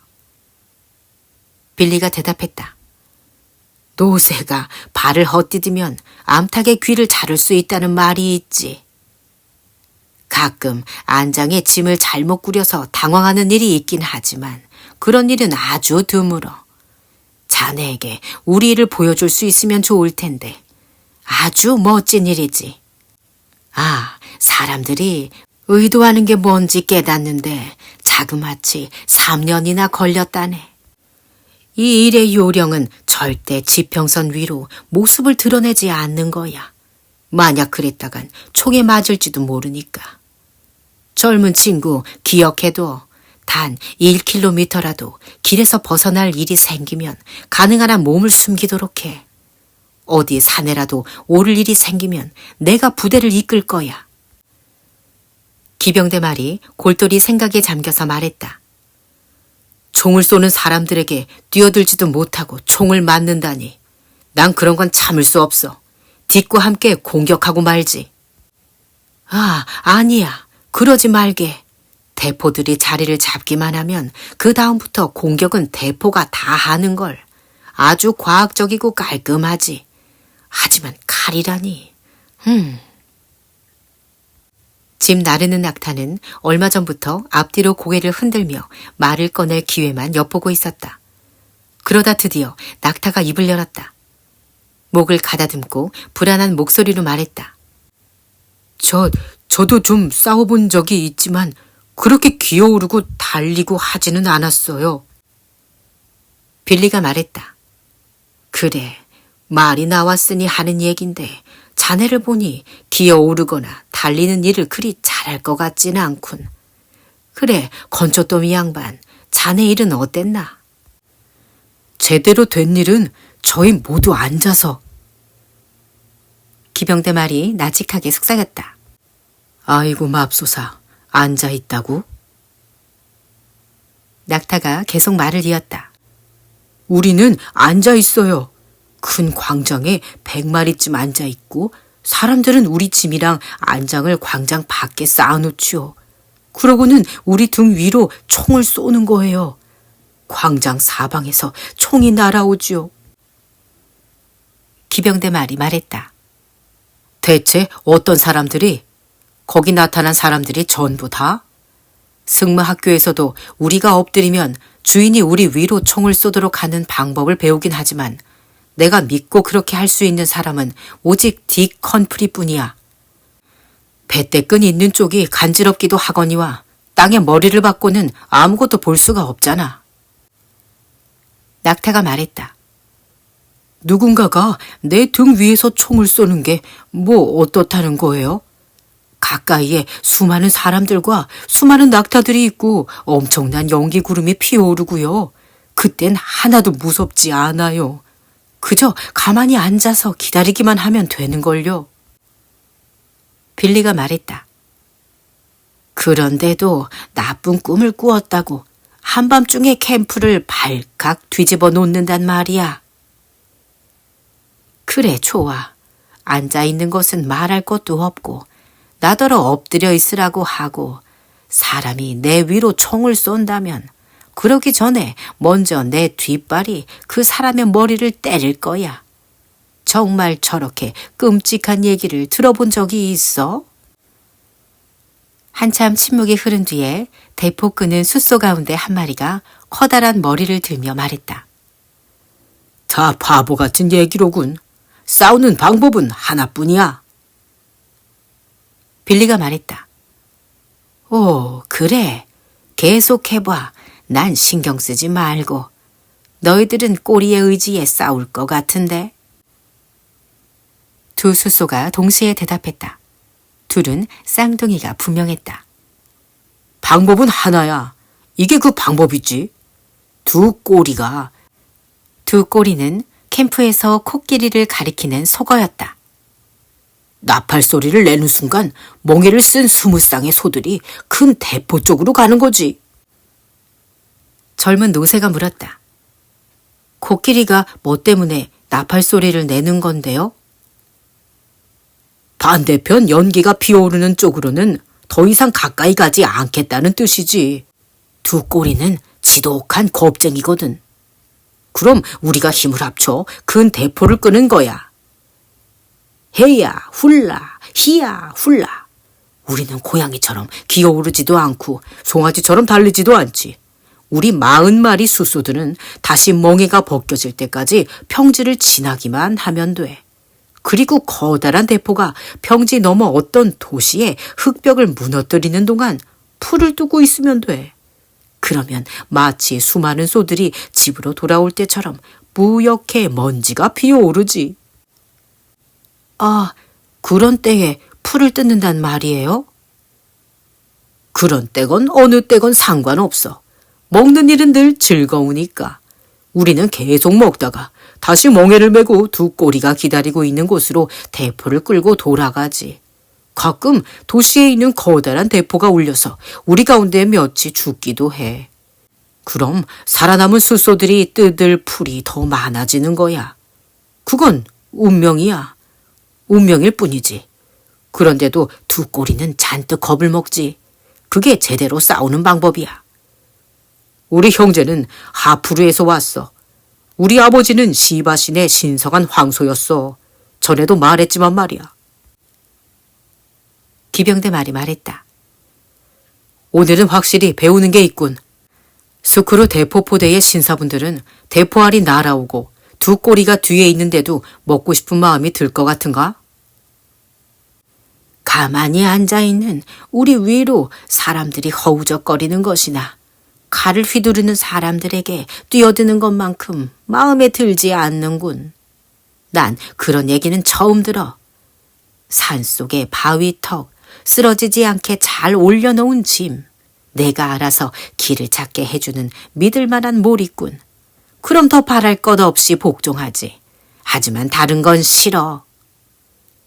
빌리는 그렇게 말하며 발을 쿵 굴렀다. 기병대 말이 말했다.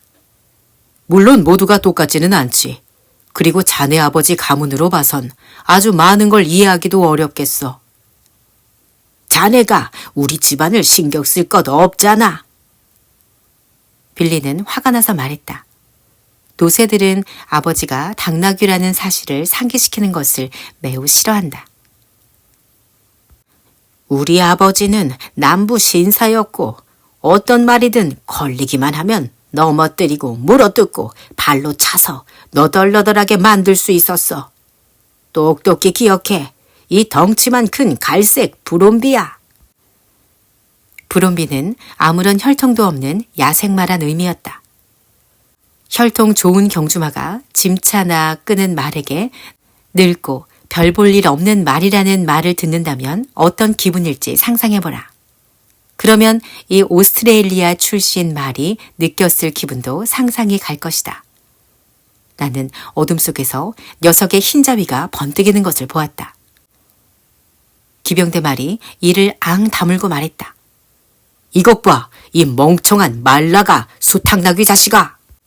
내가 똑똑히 알려주겠는데 난 어머니 쪽으로 멜버른컵 우승자인 가빈과 친척이야. 콩알이나 쏘는 장난감총 부대에 있는 앵무새 주둥이에 돼지 머리를 한 노새 따위가 함부로 구는 꼴을 두고 보다니. 우리 고향에서는 있을 수도 없는 일이야. 준비됐나? 빌리가 꽥 소리를 질렀다. 그래, 덤벼. 둘은 뒷다리로 서서 서로를 마주보았다. 나는 격렬한 싸움이 벌어질 거라고 기대하고 있었지만 그때 오른쪽에서 어둠을 뚫고 우르르 울리는 낮은 목소리가 들려왔다. 이 어린 것들아, 뭐 때문에 그렇게 싸우고 있는 거야? 조용히 좀 해. 둘은 역겹다는 듯 콧방귀를 뀌며 앞다리를 내려놓았다. 말도 노새도 코끼리의 목소리를 듣는 게 참을 수 없이 싫었던 것이다. 기병대 말이 말했다. 두 꼬리잖아. 저놈은 참을 수가 없어. 꼬리가 앞뒤로 다 있다니 못 봐주겠군. 빌리가 기병대 말을 슬쩍 자기 편으로 끌어들이며 말했다. 내 말이 그 말이야. 우린 여러 면에서 아주 비슷하군. 기병대 말이 말했다. 어머니 쪽으로 그 비슷한 점들을 물려받은 것 같군. 싸울 필요도 없는 일이었어. 이복에 두 꼬리, 자네 묶여있나? 그래, 밤새 말뚝에 묶여있었지. 자네들이 하는 얘기도 다 들었어. 하지만 두려워 말게. 덮치지는 않을 테니까. 그러자 수소와 낙타가 동시에 낮게 외쳤다. 두 꼬리를 두려워하다니 말도 안 돼. 수소가 계속 말을 이었다. 들었다면 미안하네만 사실이 그렇잖아. 두 꼬리. 자네는 대포를 쏠 때 왜 그렇게 겁을 먹는 건가? 두 꼬리는 실을 읊는 어린아이처럼 한쪽 뒷다리를 다른 쪽에 비벼대며 말했다. 그게 너희가 이해할 수 있을지 모르겠어. 소들이 말했다. 이해 못해도 어쨌든 우리는 대포를 끌어야 해. 알아. 그리고 너희는 너희가 생각하는 것보다 훨씬 더 용감해. 하지만 난 달라. 얼마 전에 우리 부대장이 나더러 가죽이 두꺼운 동물의 시대착오라고 하더군. 빌리가 다시 기운을 차리고 말했다. 그것도 싸우는 방법인가 보지? 물론 자네는 그게 무슨 뜻인지 모를 거야. 하지만 난 알아. 이러지도 저러지도 못할 입장이란 거지. 내가 바로 그래. 난 포탄이 터지면 무슨 일이 벌어질지 머릿속에 훤히 보이는데 너희 수소들은 그렇지 않지. 기병대 말이 말했다. 나도 조금은 볼 수 있어. 아예 그런 생각을 하지 않으려고 할 뿐이지. 난 너보다 더 많이 볼 수 있고 생각도 해. 난 내가 신경 써야 할 게 아주 많다는 걸 알고 있어. 내가 아프면 날 치료할 방법을 아는 사람이 아무도 없다는 것도 말이야. 내가 나을 때까지 내 몰입꾼에게 급료를 주지 않는 게 다겠지. 그리고 난 내 몰입꾼도 믿을 수가 없어. 기병대 말이 말했다. 아, 이제 좀 이해가 가는군. 나는 딕을 믿거든. 수많은 딕으로 이루어진 연대가 내 등에 올라탄다고 해도 내 기분은 나아지지 않을 거야. 딱 거북할 정도만 알고 그걸 극복할 만큼은 알지 못해. 수소들이 말했다. 우리는 이해가 안 가. 그렇겠지. 너희한테 하는 얘기가 아니야. 너희는 피가 뭔지도 모르잖아. 수소들이 말했다. 알아. 땅에 스며들고 냄새가 나는 빨간 거야. 기병대 말이 발을 차고 껑충 뛰며 히힝 콧김을 내뿜었다. 그 얘긴 하지 마. 생각만 해도 냄새가 나는 것 같아. 등에 딕만 타고 있지 않다면 정말 딱 도망가고 싶다니까. 낙타와 수소들이 말했다. 여긴 피가 없어. 왜 그렇게 바보같이 구는 거야? 빌리가 말했다. 피는 정말 기분 나빠. 도망가고 싶은 마음은 없지만 얘기하고 싶은 마음도 없어. 두 꼬리가 꼬리를 흔들며 설명을 시작했다. 바로 그거야. 수소들이 말했다. 그거라니 밤새 여기 있었는데 뭐가 있다는 거야? 두 꼬리는 발에 달린 쇠사슬이 쩔렁거리도록 발을 굴렀다. 아, 너희한테 말하는 게 아니라니까. 너희는 너희 머릿속도 못 들여다보잖아. 수소들이 말했다. 그래, 우리는 우리가 가진 네 개의 눈 앞에 있는 것만 보지. 앞만 똑바로 쳐다봐. 나도 그럴 수만 있다면 너희가 대포를 끌 필요는 없을 거야. 내가 우리 대장 같다면, 그 사람 같다면 대포를 끌 수 있을 텐데.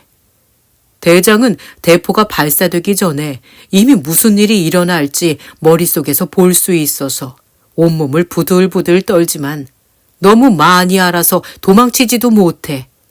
하지만 내가 그 정도로 똑똑했다면 여기 있지도 않았겠지. 예전처럼 숲속의 왕이 되어 한나절 동안 잠을 자고 하고 싶을 때 목욕도 하고 그랬을 거야. 벌써 한 달 동안 제대로 목욕도 못했어. 빌리가 말했다. 다 좋은 얘기야. 하지만 길게 설명한다고 달라지는 건 없어. 기병대 말이 말했다. 쉿, 두 꼬리 얘기가 무슨 뜻인지 이해할 것 같아. 두 꼬리가 성난 목소리로 말했다. 이러면 이해가 더 잘 될 거야. 자, 왜 이걸 싫어하는지 나한테 해명해봐. 두 꼬리는 있는 힘껏 나팔 소리를 내기 시작했다. 그만해! 빌리와 기병대 말이 동시에 소리쳤다. 그리고 발을 구르고 부들부들 떠는 소리도 들렸다. 코끼리가 내는 나팔 소리는 언제 들어도 불쾌했지만 깜깜한 밤에는 더했다. 두 꼬리가 말했다. 그만두지 않을 거야. 그 이유 좀 설명해 볼래? 그러더니 코끼리가 갑자기 소리를 딱 멈췄고 어둠 속에서 조그맣게 낑낑거리는 소리가 들려왔다. 마침내 빅슨이 날 찾아낸 것이다. 코끼리가 이 세상에서 무엇보다 무서워하는 것이 하나 있다면 그건 바로 지저대는 조그만 개였고 빅슨도 나만큼이나 그 사실을 잘 알고 있었다. 그래서 말뚝에 묶인 두 꼬리를 골려주려고 딱 멈춰 서서는 그 커다란 발 주위를 돌며 요란하게 지저댔다. 당황한 두 꼬리는 발을 이리저리 움직이며 꽥 소리를 질렀다. 저리 가! 이 조그만 개야! 내 발목에 대고 그만 좀 킁킁거려! 그렇지 않으면 걷어 차버릴 거야! 착한 개야. 그럼 착한 강아지야. 집에 가, 이 깽깽대는 조그만 놈아. 아, 왜 아무도 이 녀석을 데려가지 않는 거야? 금방이라도 날 물 것 같아. 빌리가 기병대 말에게 말했다. 내가 보기에 우리 친구 두 꼬리는 두렵지 않은 게 없는 것 같군. 내가 연병장에서 걷어찬 개들로 배를 채웠으면 지금쯤 두 꼬리만큼 살이 쪘을 거야. 내가 휘파람을 불자 온몸이 진흙투성이가 된 빅슨이 내게 달려왔다. 내 코를 핥으며 나를 찾아온 캠프를 헤맨 얘기를 끝도 없이 늘어놓았다. 나는 내가 동물들의 말을 알아듣는다는 사실을 그녀에게 알려주지 않았다. 솔직히 알려주었다면 빅스는 버릇없는 행동이란 행동은 다 했을 것이다. 나는 외투 속에 빅슨을 넣고 단추를 채웠다. 두 꼬리는 이리저리 움직이다 쿵쿵거리며 작게 투덜거렸다. 이상해. 정말 이상한 일이야. 우리 가족 내력인가 봐. 그렇게 곧 조그맣고 귀찮은 녀석은 어디로 간 거지? 코끼리가 코로 사방을 더듬는 소리가 들렸다.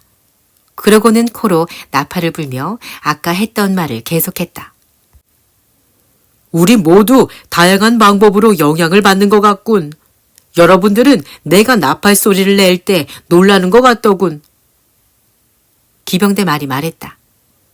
정확히 말하면 놀란 건 아니야. 다만 안장이 있어야 할 자리에 말벌들이 있는 것 같은 느낌이 들 뿐이지. 다시는 하지 마. 나는 조그만 개가 무섭고 여기 낙타는 밤에 꾸는 나쁜 꿈이 두렵지. 기병대 말이 말했다. 우리가 다들 같은 방법으로 싸울 필요가 없어서 천만 다행이야. 한참 말이 없던 젊은 노새가 말했다. 제가 정말 알고 싶은 건 왜 우리가 싸워야 하느냐는 거예요. 기병대 말이 한심하다는 듯 콧방귀를 뀌며 말했다. 그렇게 하라고 하니까. 명령이지. 빌리는 그렇게 말하곤 이빨을 딱 하고 부딪혔다. 후쿰하이, 그게 명령이야. 낙타가 꾸르륵거리며 그렇게 말하자 두 꼬리와 물소들도 따라했다. 후쿰하이. 신병 노새가 다시 물었다. 그럼 그 명령은 누가 내리는데요? 네 머리 쪽에서 걷는 사람, 네 등에 타고 있는 사람, 네 고삐를 잡고 있는 사람, 네 꼬리를 비트는 사람. 빌리와 기병대 말과 낙타와 소들이 차례로 대답했다. 그럼 그 사람들한텐 누가 명령을 하는 거예요? 빌리가 말했다. 알고 싶은 게 참 많군, 젊은 친구. 그러다가 한 대 걷어 차이는 거야. 그냥 네 머리 쪽에 선 사람의 말을 따르고 아무것도 묻지 않으면 돼. 두 꼬리가 말했다. 빌리 말이 100번 오라. 나는 이러지도 저러지도 못하는 입장이라 늘 명령을 따를 수는 없지만 아무튼 빌리 말이 맞아. 네 옆에서 명령을 내리는 사람에게 복종해야 해. 그러지 않으면 매를 맞는 것은 둘째치고 너 때문에 부대 전체가 멈추어 설 거야. 대포 끄는 소들이 돌아가려고 일어났다. 아침이 밝아오고 있어. 우린 우리 부대로 돌아갈 거야. 우리는 우리 눈에 보이는 것만 보고 그렇게 똑똑하지 않은 것도 사실이지만 그래도 오늘 밤 두려움에 떨지 않는 건 우리뿐이야. 잘 가게나 용감한 이들이여. 아무도 대답하지 않았고 기병대 말이 화제를 바꾸어 말했다. 그 조그만 개는 어디 있지? 개가 있다는 건 근처 어딘가에 사람이 있다는 건데. 빅슨이 캥캥 짖어댔다. 여기 있어. 대포 밑에 주인과 함께 있어. 덩치 크고 실수나 해대는 낙타 양반. 네가 우리 텐트를 뒤집어 놓았잖아. 우리 주인이 단단히 화가 났어. 물소들이 말했다. 채, 분명히 백인일 거야. 빅슨이 말했다. 당연하지. 그럼 흑인 소몰이꾼이 주인이겠어? 으악, 아이쿠, 어서 여길 떠나자. 숫소들이 진흙탕 속에서 고꾸라질 듯 달리다가 탄약차에 멍해가 걸려 옴짝달싹 못하게 되었다. 빌리가 태어난 목소리로 말했다. 이런, 결국 사고를 쳤군. 버둥거리지 말게. 날이 밝을 때까지 그렇게 있어야 할 테니까. 그런데 도대체 왜 그래? 숫소들은 인도 소들이 하듯 씩씩 길게 콧김을 내뿜었다. 그리고 밀고 당기고 비틀고 발을 구르고 미끄러져서 진흙탕에 거의 빠질 듯이 안간힘을 쓰며 사납게 씩씩거렸다. 기병대 말이 말했다. 그러다 조만간 목이 부러지고 말 거야. 백인이 뭐 어쨌다는 거야? 난 백인이랑 사는데. 가까운 쪽에 있던 물소가 말했다. 백인들은 우리를 먹잖아. 당겨! 그 순간 멍해가 뚝 부러지면서 물소들은 우르르 달려 도망쳤다. 나는 그때 인도 소들이 뭐 때문에 그렇게 영국인들을 무서워하는지 처음 알게 되었다. 인도의 소몰이꾼은 손도 대지 않지만 우리는 소고기를 먹으니 소들이 싫어하는 것도 당연했다. 빌리가 말했다. 내 마구에 달린 사슬에 얻어맞은 기분이야. 덩치 큰 멍청이들이 저렇게 흥분할 거라고 누가 생각이나 했겠나. 기병대 말이 말했다. 그냥 놔둬. 난 이 사람을 좀 살펴봐야겠어. 내가 알기로 백인들은 대부분 주머니에 뭔가 있거든. 그럼 난 이만 가보겠네. 사실 나도 백인들을 그렇게 좋아한다고는 말 못하겠어. 게다가 들어가 잘 곳이 없는 백인은 10중 8구 도둑이기 십상이거든. 내 등에는 정부 재산이 가득 실려 있어. 가자, 젊은 친구. 우린 부대로 돌아갈 거야. 잘 자게나. 오스트레일리아 친구. 내일 열병식 때 보자고. 잘 가게, 낙타 친구. 감정을 잘 다스려 보라고. 알겠나? 잘 가게, 두 꼬리. 내일 연병장에서 우리 옆을 지나게 되거든. 나팔 소리는 내지 말게. 그러다 대형이 흐트러질지도 몰라. 노새 빌리는 노병다운 거들먹거리는 걸음걸이로 천천히 사라졌다. 기병대 말은 내 가슴 속에 얼굴을 디밀었고 나는 녀석에게 비스킷을 주었다. 그 사이 우쭐대기 좋아하는 빅스는 자신과 내가 수십 마리의 말을 가지고 있다며 거짓말을 해댔다. 빅슨이 물었다. 나는 내일 내 이륙마차를 타고 열병식에 갈 거예요. 당신은 어디에 있을 건가요? 기병대 말이 정중하게 대답했다. 제2 기병대대 왼쪽에 있을 겁니다. 우리 부대 전체가 제 보폭에 맞춰 행진을 한답니다. 아가씨, 이제 딕에게 가봐야겠군요. 내 꼬리가 진흙투성이라 열병식에 나갈 준비를 하려면 딕이 2시간은 매달려야 할 겁니다. 3만 명이 집결하는 대규모 열병식은 그날 오후에 열렸다.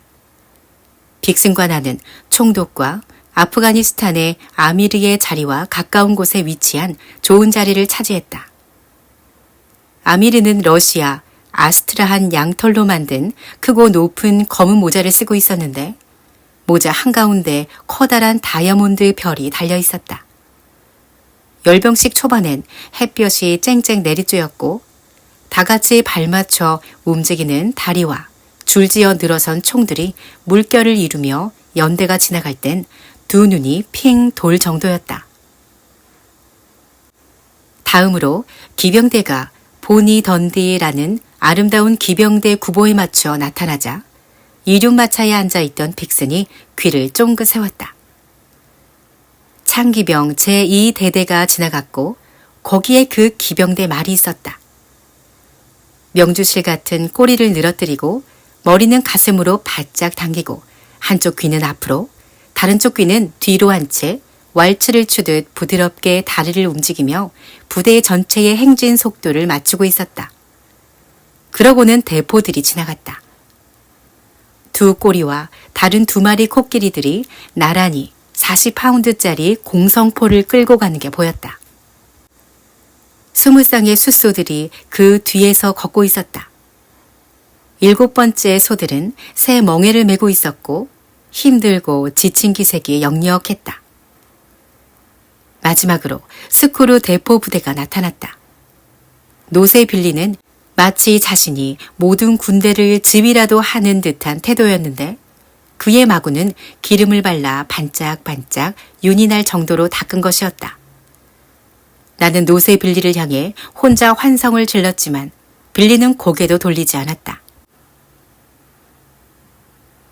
다시 비가 내리기 시작했고 한동안은 너무 흐릿해서 병사들이 뭘 하고 있는지도 보이지 않았다. 병사들은 들판에 커다란 반원을 그리다가 퍼져나갔고 일렬로 늘어서기 시작했다.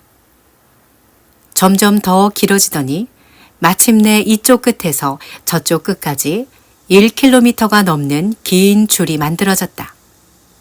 병사와 말과 대포로 이루어진 단단한 벽이 생긴 것이다. 일렬로 늘어선 병사들은 총독과 아미르를 향해 똑바로 다가왔다. 병사들이 점점 가까워지자 땅이 흔들리기 시작했다. 마치 빠르게 달리는 증기선의 가판 같았다. 열병식에 지나지 않는다는 것을 알면서도 한 줄로 늘어선 군대가 계속해서 다가오는 모습은 보는 사람들에게 큰 공포를 안겨주었다. 얼마나 무서운지 그 자리에 앉아있지 않고서는 상상하기 힘들 것이다. 나는 아미르를 바라보았다. 그때까지는 놀라운 기색이 전혀 없었다. 그러나 이내 두 눈이 점점 더 커지더니 앉아있던 말의 고삐를 잡고 뒤를 돌아보았다. 잠시지만 아미르는 칼을 뽑아들고 뒤쪽 마차에 타고 있던 영국인들을 베고 지나갈 기세였다. 그 순간 다가오던 병사들이 딱 멈춰섰고 그와 동시에 땅이 흔들리던 것도 멈췄다. 전 부대가 경례를 했고 30명의 악단이 일제히 연주를 시작했다. 그것으로 열병식이 끝나고 부대는 빗속에서 각자의 캠프로 돌아갔다. 그리고 보병 악단의 연주가 시작되었다. 동물들이 둘씩 짝지어가네. 만세. 동물들이 둘씩 짝지어가네. 코끼리와 포대의 노새. 그들 모두가 비를 피해 방주로 들어갔네. 그때 아미르와 함께 온 길고 희끗희끗한 머리를 가진 중앙아시아의 늙은 족장이 인도 장교에게 묻는 소리가 들렸다. 도대체 어떻게 이렇게 멋진 일이 가능한 겁니까? 장교가 대답했다. 명령을 내리면 그 명령에 복종하는 겁니다. 족장이 다시 물었다. 그럼 짐승들도 사람만큼 똑똑하단 말인가요? 짐승들도 사람처럼 명령에 복종합니다. 노새, 말, 코끼리, 숫소가 각자 자기를 모는 병사에게 복종합니다. 병사는 또 하사관에게, 하사관은 중위에게, 중위는 대위에게, 대위는 소령에게, 소령은 대령에게, 대령은 새 연대를 지휘하는 준장에게, 준장은 장군에게, 장군은 종독한테 복종하죠. 종독은 여왕 폐하의 신하고요. 그렇게 되는 겁니다. 족장이 말했다. 아프가니스탄에서도 그렇게 된다면 좋을 텐데 우리는 오로지 우리 자신의 의지에만 복종하죠. 그러자 인도 장교가 콧수염을 베베 꼬며 말했다. 그런 이유 때문에 당신들이 복종하지 않는 아미르가 여기서 우리 총독의 명령을 받아야 하는 겁니다.